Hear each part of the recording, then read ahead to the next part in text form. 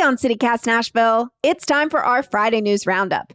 I'm joined by our executive producer, Whitney Pastorek, and CityCast Nashville contributor, Nicole Williams. This week, we've got updates on Choose How You Move, some questionable Tesla tunnel drilling near Vanderbilt University, a surprising win for BNA Airport, and of course, some good news. It's Friday, October 17th. I'm your host, Marie Cecile Anderson, and this is what Nashville's talking about.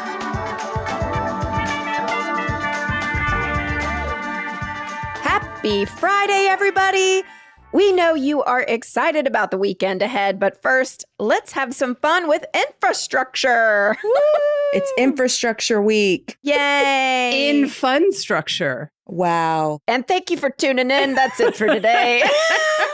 Last Friday, Mayor Freddie O'Connell announced the second wave of funding from the Choose How You Move referendum, where voters elected to add a half-penny sales tax to things we buy in exchange for a dedicated source of money to add stuff like sidewalks and improved public transportation. We've already got $104 million to spend. And in this round, that's going to 17 sidewalk projects, smart signals at 115 intersections, and $5 million for improvements related to accessing the airport by transit, which, Nicole, we're going to talk about the airport a little bit later, but I'm assuming this thrills you. Well, I'm the advocate for free buses. The bus to the airport is a great idea. And I certainly think that we should get ahead of Elon Musk and his tunnel. As for the other improvements in the Choose How You Move announcement, Elizabeth, my partner, had a question. Why only 17 sidewalks? Because 17 doesn't seem like a lot. But I'm here to tell you folks, building sidewalks is incredibly expensive, it turns out. When you think about building a sidewalk, you think like, oh, you just have to lay down some concrete or whatever. There are stormwater implications. There's dealing with utility poles in the middle of the sidewalks. So 17 does not sound like a lot, but it's actually a pretty big investment from the Choose How You Move referendum. Yeah. And it's one of those things that's going to make people feel like stuff is happening. I don't necessarily think that smart signals are like blowing anybody's minds. But when you start to see a sidewalk go down, it's like, oh, hey, this city just got a little easier to live in. Yeah. And it's really tangible in that way. Smart signals are cool. But if you shave a couple of minutes off of your commute, you don't really feel it in the way that you do if you can walk down a street that you used to not be able to walk down because cars were whizzing by and honking at you. Hey, speaking of shaving a couple minutes off of a commute, we should talk about something that's not thrilling everybody, and that's traffic calming, namely speed bumps or speed cushions. How cute. Those are the humps in the road that make you slow down, folks. A couple of news stories from WSMV and WKRN this week would suggest that people who use Haysboro Road in East Nashville are very upset about the recent installation of speed cushions on their road, and that they're even damaging their cars. yes, this led to a wonderful quote from a guy in the WSMV story who works at an auto body shop and says he's seeing more cars with messed up suspensions. And he suggests perhaps altering your behavior before you go over the speed cushion would help.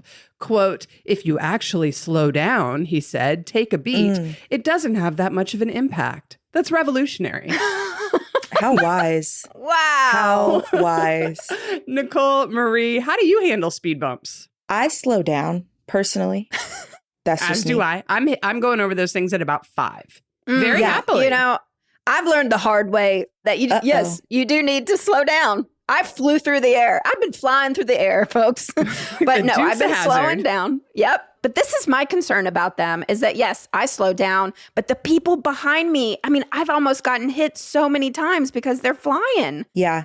I mean, it's dangerous. I also want to point out that we get one of these stories about people being mad at speed cushions like once a quarter, at least, if not But I love more that this often. was like the people who live on Haysboro Road sent out a press release or something. It's amazing. Incredible. But I also want to point out that most of the speed cushions that you'll see in neighborhoods are a result of the traffic calming program through the Nashville Department of Transportation and Multimodal Infrastructure, or NDOT. And part of the traffic calming program is that a certain percentage of homeowners on the street have to agree that they want traffic calming. So Right. then for people to be complaining about the traffic calming that happens is quite interesting. We have speed cushions on a street it's like a cross street to our street. And like, yeah, it's a little bit of an inconvenience, but also it does make it feel safer when I walk down that street because we don't have sidewalks in my neighborhood. There you go. Ah, ding, ding. Well, speaking of more damage in town, it's time for tunnel time. Tunnel time. What time is it? Tunnel time. God, we're so annoying. I know, so sorry. This week, Elon Musk's boring company raised eyebrows when folks noticed they were drilling geotechnical exploratory borings. Say that a lot. On West End Avenue by Vanderbilt University.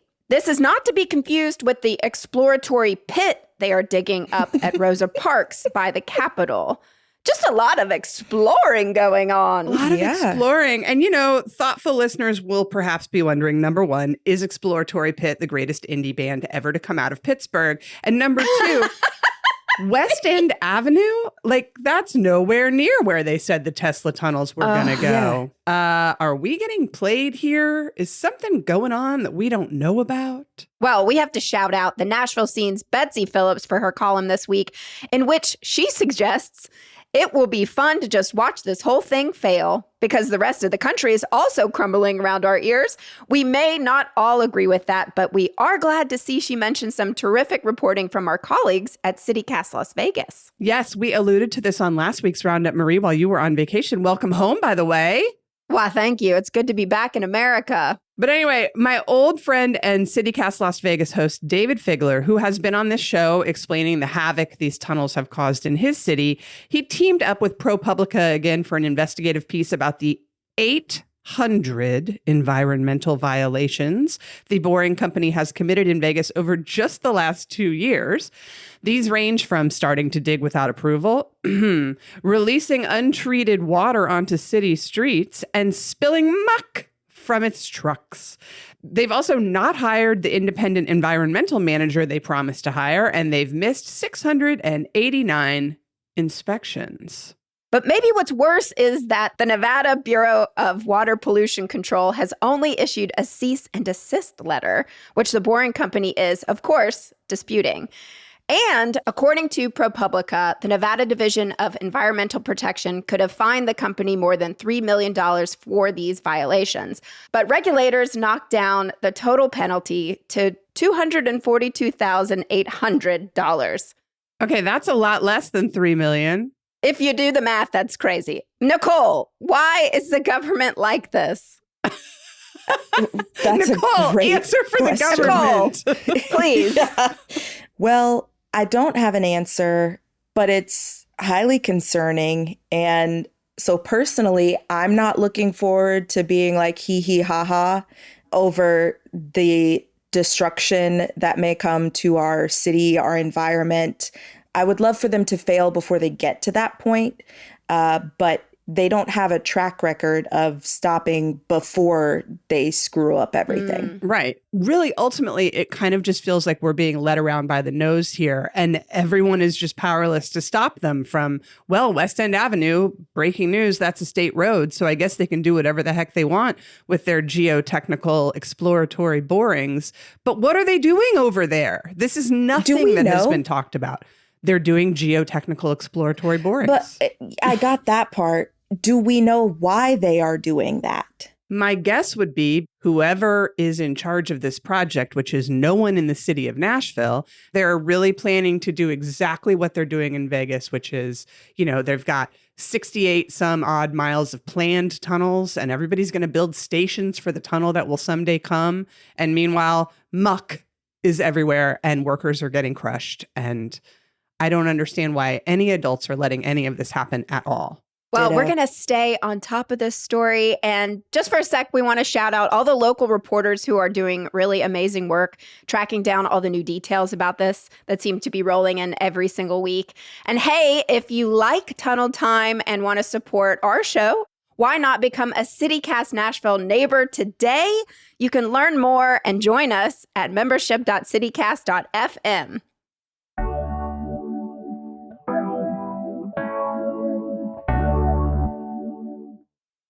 Hi, I'm Michael Ziviak, Chief Revenue Officer of CityCast. Why do most of us want to learn a new language? It's because we want to speak it out in the real world with real people. Babbel gets you there fast. My daughter's a senior in high school, and after she graduates, we're taking a father-daughter trip to Spain. I know, she's spoiled, but that's on me. I'll be honest, my Spanish right now is pretty much tops out at ¿Dónde está la biblioteca? But when we get there, I want to actually talk to people, order food, and really connect with the locals, not just stumble through the basics. That's why I'm starting with Babbel. Learning a language with Babbel is all about small steps, big wins, and progress you can actually track and feel. And with how busy things get here at CityCast, I love that Babbel's bite-sized, 10-minute lessons fit perfectly into my day, whether it's between meetings or while I'm having coffee in the morning. I'm really excited to start picking up real-world Spanish before our trip so we can experience Spain in a more meaningful way. Right now, Babbel has a special deal for our listeners. Get up to 55% off your subscription at babbel.com/citycast. That's BABBEL.com/citycast for up to 55% off. Rules and restrictions may apply. Gracias and adios. A lot of focus is still on the Tennessee 7th Congressional District special election, where Republican Matt Van Epps will face off with Democratic State House Rep Afton Bain on December 2nd. But we've got some news about next year's congressional race in District 5. Charlie Hatcher, former Tennessee Commissioner of Agriculture, is entering the Republican primary to challenge our good friend Andy Ogles.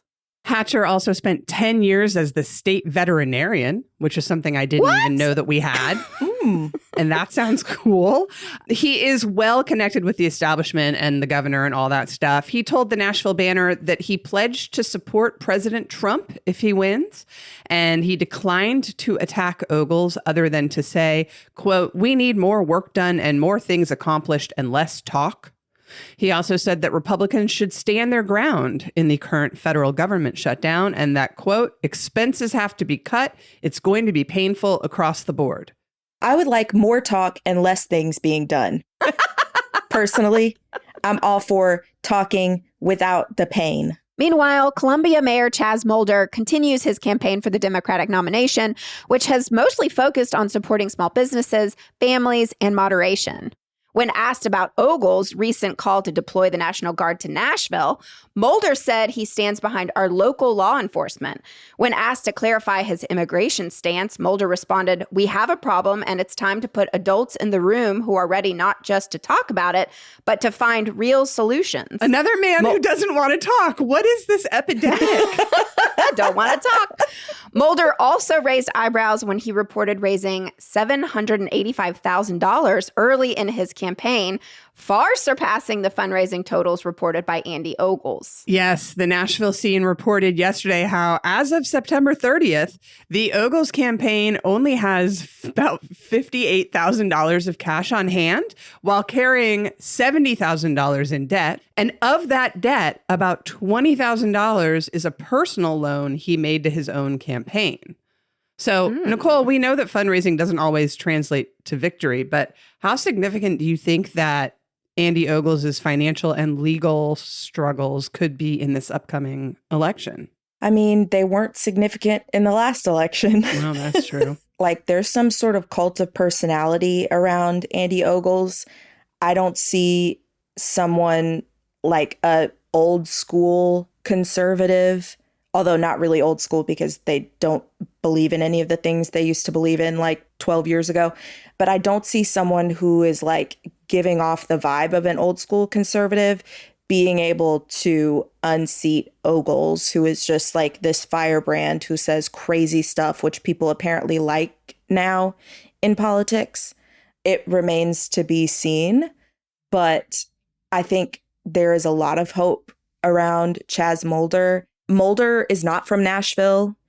We have not been successful in electing representatives from Nashville to the 5th, 6th, or 7th ever since our previous 5th district got cut up into a million little pieces.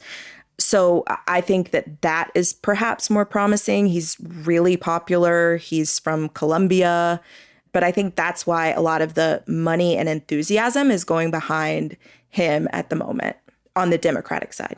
And I think there's something very interesting to look at with the numbers from that 7th district congressional primary. You saw that the split between the number of Republicans who voted in the primary and the number of Democrats who voted in the primary is now down to only about 6,000, 7,000 votes.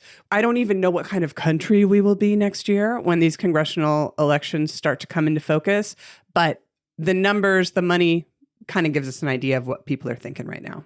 And now on to our lead story today. Drum roll, please. Nashville International Airport has been ranked as one of the best airports in the country. Oh. That's right. Our airport. How? Best in the country. According to the 2025 USA Today 10 Best Readers' Choice Awards, BNA has landed in the top 10 nationwide for the following categories. Best Airport Bar goes to the Titans Press Box. Never been. Best overall in the large airport category. And according to USA Today readers, they voted that Nashville's 400 Degrees Hot Chicken restaurant in our airport as the number 2 best airport grab and go food. There it is again. These people who want to grab hot chicken and go on a plane. I don't know what is wrong with you. I did it right before I went to Europe. It was delicious. Oh, Marie. So basically they're saying that our airport is one of the best large airports in the country, which fascinates me. And it seems like this award might be ignoring sort of the basic functioning of an airport. Everyone remembers that everybody was stuck in traffic for hours. Us locals keep getting posts on social media from BNA being like, hey, everybody, a lot of people are going to be at the airport on Sunday, so please plan accordingly. Like, we're an airport and we don't really know how to do this. So if you guys could just give us some grace. And then the valet and hotel there just got their own dedicated lane. It opened yesterday, which in my opinion doesn't really seem to alleviate traffic congestion for anybody but rich people and the tourists who are staying at the hotel. Nicole, Marie, am I off base here that this seems weird? Is the USA Today Readers Poll completely disconnected from the actual experience of needing to use an airport as a service? It's been a while since I went on a plane. I am not a huge fan. I do like the Sweats restaurant It's at still the there. airport. That's yes. And that has always been sort of a mainstay when I visit the airport. The airport is fine. I also don't know why we need these lists of best airport. Like, no one's traveling to a city to visit the airport. It's a valid Hitting up point. all the Who airports. cares? It's true. Well, I'm just going to say that I picked up my mom recently from the airport, and as she exited, she got in the car, and she was like, we just have such a nice airport. I love that. So according to Linda Anderson, stamp of approval. They've made beautiful improvements, right? And I think Yes. if you're a Yeah. tourist and you're coming to Nashville and you fly in, you look around and you're like, shiny. And it feels like Nashville, lots of local businesses in there. I guess it's just the ongoing problem that I have with so much of this town, which is that's not for us. right. The part that we need is the ability to get there, get onto a plane, and get out of here. Maybe the bus improvements Maybe. will help with that. That would help. I think they could just maybe have the bus go there more than once an hour. That would help. Yes. Well, folks, if you are traveling this week through BNA, yes, you may see some traffic, but what you won't be seeing is U.S. Secretary of Homeland Security Kristi Noem's TSA video that has been causing quite a lot of stir this week. Even some legal experts saying the video breaks the law because she accuses Democrats of refusing to fund the federal government, and it's illegal to use official government messages for partisan purposes. R.I.P. the Hatch Act. Kids, ask your parents what that used to be. Axios Nashville reported BNA has not been asked to air the gnome video.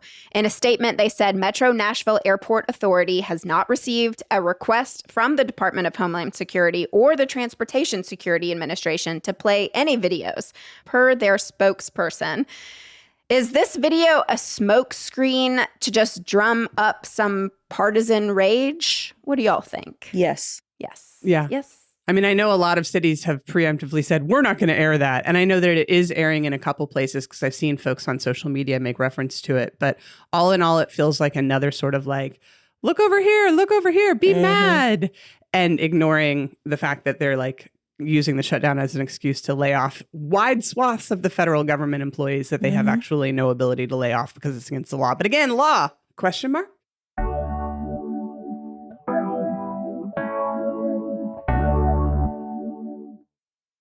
Hit it, Nicole. Donna, good news.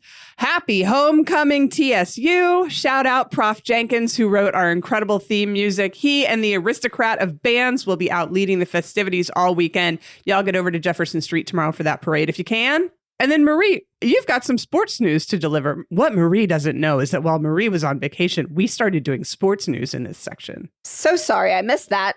Yes, this is thrilling news. Tennessee Titans fans got their wish. The Titans have fired head coach Brian Callahan after a 4-19 record over his last 2 years with the team. This decision comes after their 20-10 loss to the Las Vegas Raiders.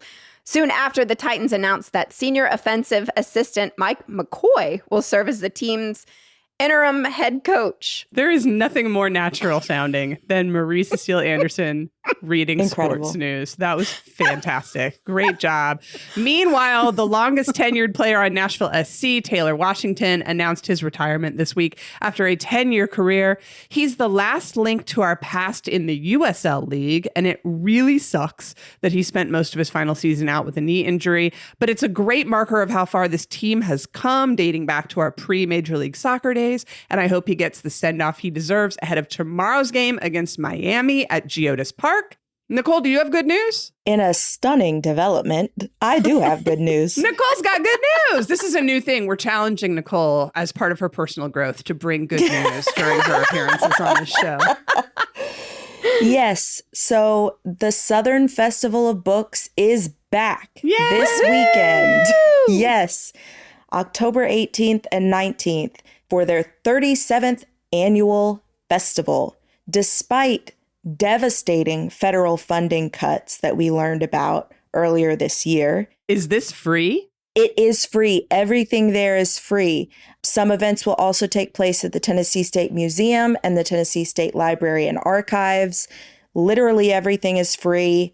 Go hang out, listen to authors talk, learn about great books. It's all very exciting.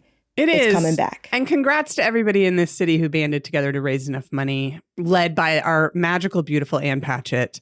Nicole, you had one more piece of good news. I did have one more piece of good news because I'm such a positive ray of sunshine. It's true. The Davidson County Election Commission has unanimously voted to hire a new elections administrator. The current administrator, Jeff Roberts, who has been serving in that position for many, many years, will be retiring at the end of this year. And so the Election Commission was tasked with finding a new administrator to run our elections in Davidson County. Now, what's interesting about the Davidson County Election Commission is that it's actually a 3-2 Republican majority. Naturally. It doesn't make sense, right? Yeah. It doesn't make sense. The makeup of the Election Commission in every county in Tennessee is determined by who has control of the state house. So because Republicans have control of the state house, we have 3 Republican appointees and 2 Democratic appointees on the Davidson County Election Commission. Stephen Elliott at the Nashville Banner has been reporting on this story. They had some really wild applicants, very biased, partisan, with no apparent involvement in or ties to election administration. But they ended up offering the position to Jonathan Richardson, who was until recently serving on the executive committee of the Tennessee GOP. But when the Democratic members of the Election Commission raised concerns about this, Mr. Richardson resigned from that position, acknowledged that there could be issues around conflicts of interest, and agreed with the assertion that Donald Trump did not win the 2020 election. Oh. He lost, Joe Biden won, and that Donald Trump is not eligible to run for a third term in 2028. So that's a win for the Constitution. That is good news, Nicole. Thank you. Marie, what do you got? Well, my good news, it starts with bad news. 100 Taylor Arts is still closed in Germantown for critical safety violations. So this weekend, to support these small businesses and artists that cannot be currently open right now, tomorrow, Saturday, October 18th, right behind 100 Taylor Arts at Bearded Iris, the address there is 101 Van Buren Street, they're throwing an art market from 3 to 8 o'clock. Come out and support these artists who probably desperately need you to come out and support them. That's great. Let's do it. And then where we would like to see you, obviously, tonight, it is the final Fridays by the River for 2025. We have had an amazing time in Shelby Park for 7 weeks. Y'all, we have done 7 of these. Wow. Tonight's band is Runner of the Woods. Food trucks are Nicoletto's, Lady Dogs, I Love You, Angela, Hout Wheels, and Cam Burgers. And of course, Marie and Daniel and I will be there, and we want to see you. We want to hear you tell us what you think about things like speed cushions and the airport and everything else that's on your mind. So come out and see us. Nicole, can we entice you to the final Fridays by the River of the year? That's a great question. Excellent. Well, come out to find out if Nicole leaves her house and joins us there, everybody. That's it. Did we do it? One thing I do want to mention, though, is there is a No Kings protest on Saturday. I think there are going to be a couple storms. So if you are going, please stay safe. Make good choices, everybody, and use your voice. Thank you so much. Have a wonderful weekend.